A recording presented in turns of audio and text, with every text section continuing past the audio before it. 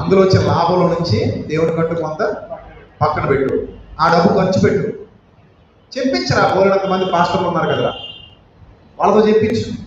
నువ్వే పని కట్టుకుని వ్యాపారాలన్నీ మానేసుకుని బిజినెస్ మానేసుకుని నువ్వే బైబిల్ పట్టుకోవాల్సిన అవసరం ఉందా? లేదు అన్నాడు మా నాన్న. పాప ఆయన ఆలోచన ఏంటంటే, నా కొడుకు కూర్చుని మమ్మల్ని నరికించుకుని పోతే రేపొద్దున ఎన్ని ఇబ్బందులు ఎదుర్కొంటాడో, ఎన్ని ఆర్థిక ఇబ్బందులు వస్తాయో.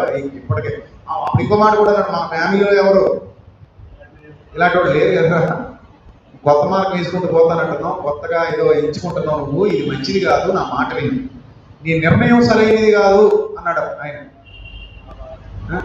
తల్లికి తండ్రికి లోబడి ఉండాలని ఉండాలి, కానీ ఈ విషయంలో కాదు, అది వేరే, అది వేరే. తల్లికి తండ్రికి లోబడి ఉండమన్నది వేరే, అలా అని ఈ పాయింట్ ఆఫ్ వ్యూలో కాదు. సో మా నాన్నగారు చెప్పిన మాట మీద నేను ఆగిపోయి ఉంటే